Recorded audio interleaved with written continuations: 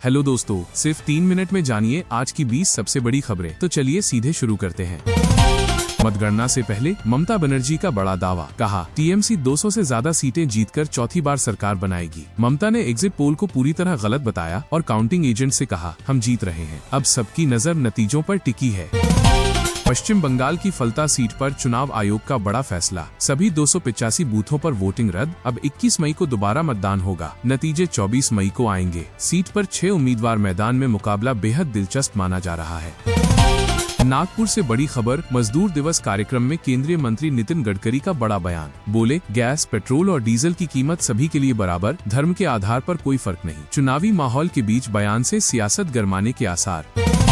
Iran के supreme leader Mojtaba Khamenei ने America पर बड़ा हमला बोला। पश्चिम एशिया में अमेरिकी सैन्य ठिकानों को कागजी शेर बताया, बोले जो खुद सुरक्षित नहीं वो दूसरों की रक्षा कैसे करेंगे। बढ़ा तनाव, मिडिल ईस्ट में तनाव खतरनाक स्तर पर, स्ट्रेट ऑफ हॉर्मुज बना टकराव का केंद्र। ईरान पर जहाजों से वसूली का आरोप, अमेरिका ने दी कड़ी चेतावनी, भुगतान किया तो लगेगा बैन। अब वैश्विक तेल सप्लाई और व्यापार पर मंडरा रहा बड़ा खतरा। नीति आयोग को मिले 2 नए पूर्णकालिक सदस्य, डॉक्टर आर बालासुब्रमण्यम और डॉक्टर जोरम अनिया की नियुक्ति हुई। अब सदस्यों की संख्या बढ़कर 7 हो गई है। प्रधानमंत्री मोदी ने दोनों को बधाई दी, सरकार ने विकास एजेंडे को और तेज करने का संकेत दिया। उत्तर प्रदेश में स्मार्ट मीटर को लेकर सियासत तेज, मंत्री ए.के. शर्मा ने विपक्ष पर हमला करते हुए कहा, हर सुधार का विरोध किया जाता है। बोले पुराने सिस्टम में गड़बड़ी थी, इसलिए स्मार्ट मीटर लाए गए। सरकार ने कहा, जनता की समस्याओं का समाधान जारी रहेगा।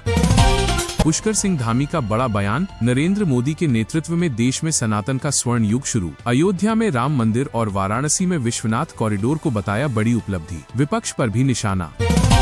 कांग्रेस नेता राशिद अल्वी का बड़ा आरोप, बंगाल और असम चुनाव पर उठाए सवाल, कहा गड़बड़ी सिर्फ कुछ जगह नहीं पूरे राज्य में हुई। चुनाव आयोग और बीजेपी पर निशाना, बोले लोकतंत्र पर लगा कलंक, केंद्रीय बलों के इस्तेमाल पर भी सवाल।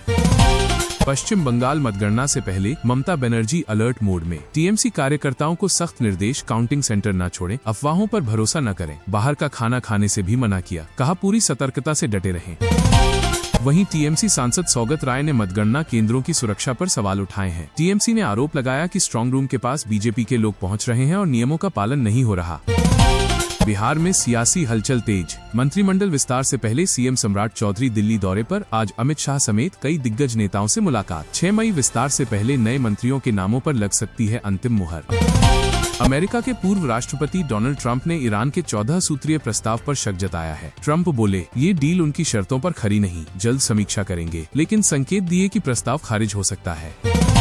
कर्नाटक के deputy CM DK Shivakumar ने एग्जिट पोल को सिरे से खारिज किया, बोले हमें जनता पर भरोसा है, इंडिया गठबंधन मजबूत है और असम में कांग्रेस सत्ता में आएगी। चुनावी नतीजों से पहले सियासी माहौल गरमाया। बिहार से बड़ी खबर, निशांत कुमार आज चंपारण से सद्भाव यात्रा शुरू करेंगे। उन्होंने कहा नीतीश कुमार के इस्तीफे से कार्यकर्ता दुखी हैं। अब जमीनी नेताओं से मिलकर संगठन मजबूत करने और कार्यकर्ताओं में जोश भरने का मिशन शुरू होगा।